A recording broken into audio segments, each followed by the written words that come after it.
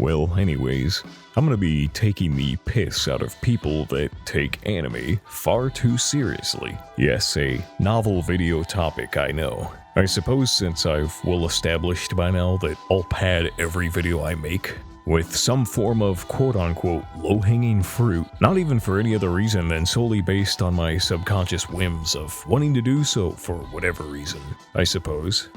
Whatever. I'll just hurry up and paint the picture now.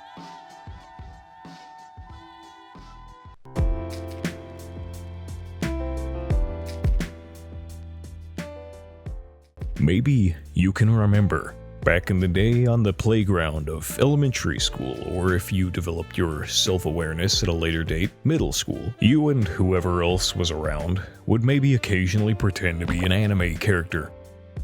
Or if you were ever so slightly more well-adjusted, a superhero. You didn't care about character development, or including an interesting weakness of your own to give your weird, edgy playground RP, hero tulpa, any kind of intrigue or any of that sissy shit. So instead of dying to your friends,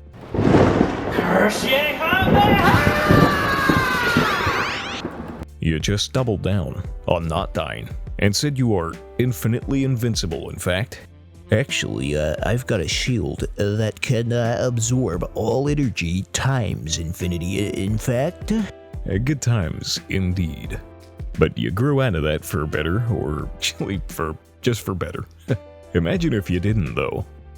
Although you might have already experienced power scalers, unfortunately.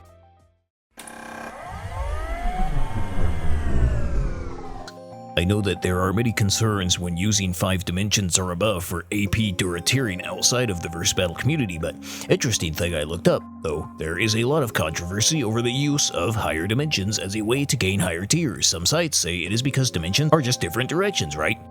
I was using ChatGPT one day and asked if adding or a higher dimensions to a standard for the universe make it better. It said it is not about making it better, more as it would theoretically introduce new mathematics and physics. I followed up on that.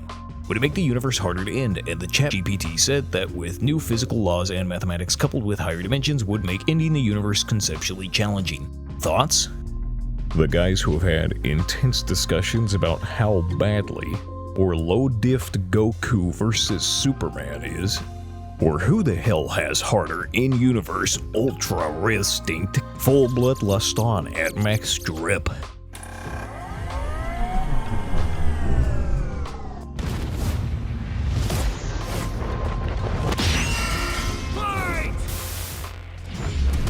God, it must just be so much fun to do the fucking death battles. Well, fuck. I'm kinda low on funds right now. I'll just pop into the studio and churn out some 20-minute battle hypothetical for fucking Dora versus Bluey, or Koopas versus Badniks. Anyway, I will say there is a difference between somebody differentiating the powers between characters within a given universe. For example, most powerful stands in JoJo's, or most powerful Saiyans throughout Dragon Ball, etc. But we aren't going to be talking about these probably mostly conventionally normal individuals. Instead, we're going to be talking about these ones.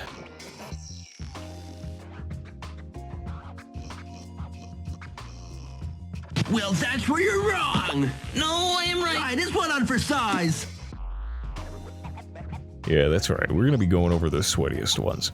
The ones whose keyboard keys don't click anymore, but rather mush against the food and dust particles trapped inside, whose mouse pads be stained with decades of different sugary beverages. What's the point in hyperanalyzing the physical prowess and developing some parasocial deep attachment to some fictional fucking maybe you could go the easy route and just simply say that these people, it's the social medias.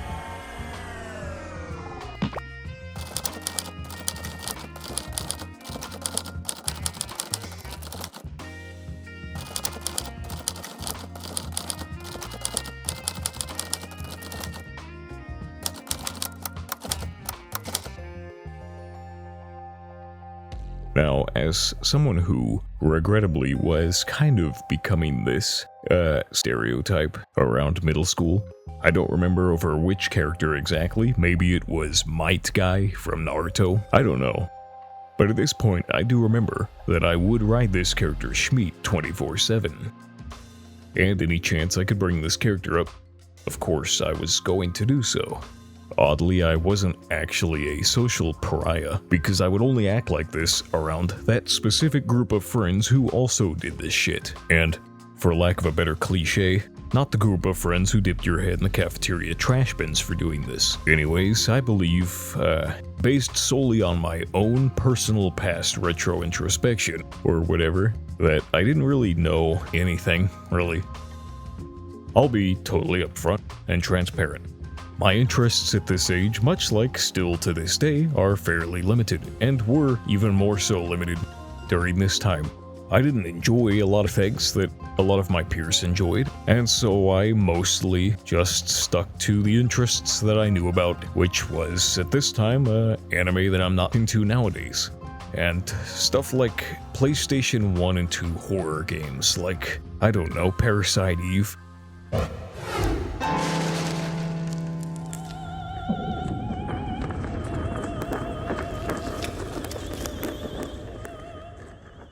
And then, I don't know, Yu-Gi-Oh! So I would just go off about how powerful my favorite anime characters are when I receive the outlet to do so. Oftentimes getting in childish middle school arguments with somebody else over whose character has more inches. But anyway, I felt like if my character wasn't the most badass, powerful Giga Chad of all time, then I mean he didn't have much worth. Mostly subconsciously I felt this way.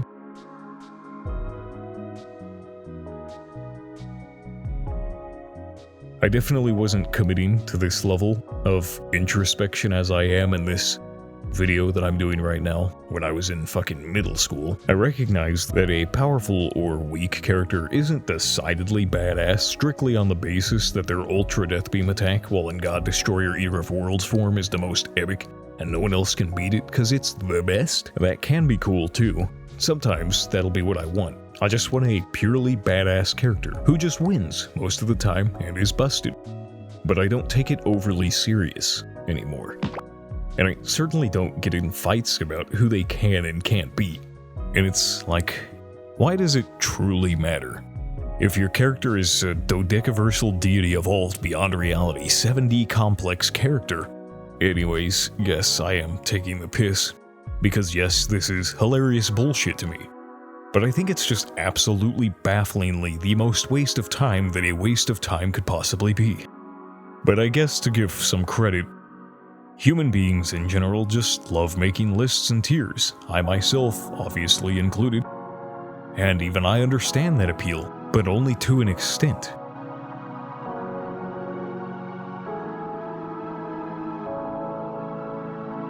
For example, again, strongest characters within a given universe, such as strongest Fist of the North Star characters, or strongest Dragon Ball characters, etc. There comes a point where pitting characters from different pieces of fiction up against each other, though, just boils down to... So one question I'm always asked, who would win in a fight? Who would win in a fight if Galactus fought the Hulk? Or if Thor fought Iron Man? And there's one answer to all of that. It's so simple. Anyone should know this. The person who'd win in a fight is the person that the scriptwriter wants to win. Regardless, I do want to add that, at the same time, while some tier lists make sense to me, this, as it is, power scaling right now, at least when you truly start deep diving, it just feels like something that will inevitably hit a wall, and that it already has. And what I mean by that is, I mean, how can you keep tacking things on? How can any character be this complex? What does this truly mean? I understand that this system would probably make sense, kinda, if I was willing to actually research it and examine anything and figure out what all these terms truly mean. I'm sure the terms do have their own definitions, and those definitions make sense within the context, but none of it matters. I mean, what do they really mean? Like, if a character can destroy the multiverse, that's already nonsensical enough. It seems like that's the wall you've hit. We cannot surpass this, right? Unless, of course, you're ramping up creativity and introducing your own brand of fictional theoreticals and whatnot, and your own abstract ideas that only exist in this contained fiction of yours. But then that's your own thing, which becomes fan canon or a head canon or whatnot. Mostly I just don't believe that Akira Toriyama or any one of these creators who have had their fiction become the target of power scaling theoreticals sat back in their chair and thought, damn, how am I going to make Goku a 70 dodecaversal buster ultra god antimatter being? I mean, he did come up with some pretty silly naming conventions. But regardless, and I suppose all things considered, it is still just harmless fun for some people. Just harmless fun that I don't understand and can't appreciate, aside from the humor that it does mildly give me. I'll just never understand the appeal to constantly creating newer batshit insane hyper-reality breaking quasar cooked terms for characters who could quite simply just be branded as true god level. Like, wouldn't it just be that simple, right? Because a true god is our peak power, right? That should say more than enough. Or maybe not. Again, I just don't completely understand any of this, but it feels like it's simple to the point, in that a true god would be the highest form of power. But whatever. Now, I don't believe everything has to be completely life-fulfilling. You don't have to constantly be doing things that are going to leave behind a grand legacy every second of the day, and I do believe that wasting time is sometimes a good thing. To cut it short, I think power scalers just need more interest, simply.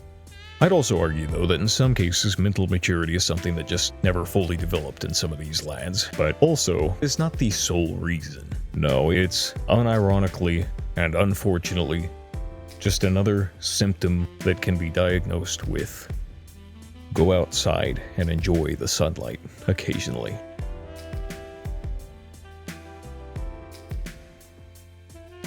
Well, anyways, I'll be honest, this was a bit of a smaller video than what I've been doing. I've just been in a bit of a slump.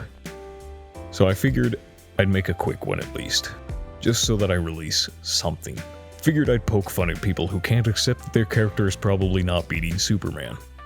And with that, I hope you all make it through the Kali Yuga. For real though, as usual, have a good one.